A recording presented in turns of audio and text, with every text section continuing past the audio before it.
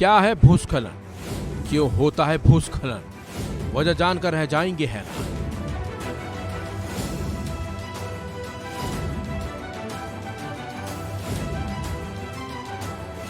केरल के वायनाड में भूस्खलन के बाद आई तबाही ने 170 से ज्यादा लोगों की जान ले ली, जबकि 100 से ज्यादा लोग अभी भी लापता हैं। लेकिन भूस्खलन से इतनी तबाही क्यों मची और भूस्खलन क्यों आता है, अपनी इस वीडियो में हम आपको बताएंगे। दरअसल बारिश का मौसम आते ही देश के पहाड़ी हिस्सों में भूस्खलन होना आम बात है।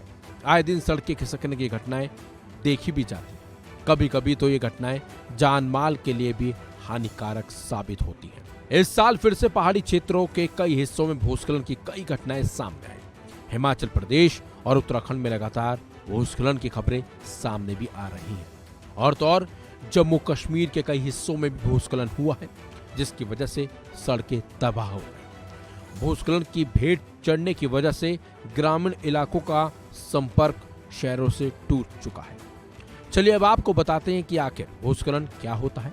तो बता दें, पहाड़ी क्षेत्रों से चट्टानों का गिरना, जमीन का खिसकना, कीचड़ का तेज बहाव या मलबे का विनाशकारी प्रवाह भूस्खलन नाम इसको दिया गया है। भूस्खलन सिर्फ जमीन का खिसकना नहीं, मलबे के बहाव को आमतौर पर मल्डस्लाइड भी कहा जाता है, लेकिन ये भी एक तरह का भूस्खलन है। भूस्खलन 5 तरह के देखे गए हैं। कभी चट्टान गिर जाती है, कभी चट्टान पलट जाती है, तो कभी चट्टान ऊपर से नीचे की ओर खिसकती है। भूस्खलन अक्सर भूकंप, बाढ़ और ज्वालामुखी फटने के साथ भी आते हैं।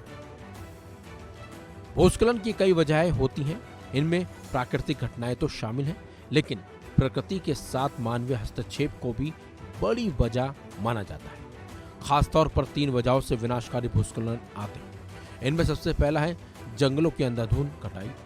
इससे सबसे बड़ा इंसानी हस्तक्षेप माना गया है। ये भूस्खलन के मुख्य कारणों में से एक है। वनों की कटाई से पर्यावरण का संतुलन बिगड़ता है। पहाड़ों पर चट्टानों की पकड़ ढीली हो जाती है। पेड़ों की जड़ें मिट्टी और चट्टानों को बांधने में दरअसल मदद करती है। भूस्खलन का सबसे बड़ा सबक पर्यावरण संरक्षण है। प्रकृति से खिलवाड़ पर्यावरण के लिए विनाशकारी साबित हो रहा है। वनों की कटाई, पहाड़ों में हस्तक्षेप, नदियों का संरक्षण, अंधाधुंध औद्योगिकरण आदि क्षेत्रों की ओर विशेष सतर्कता रखने की जरूरत है। विकास जरूरी है, लेकिन प्रकृति के विनाश की बुनियाद पर बिल्कुल भी नहीं।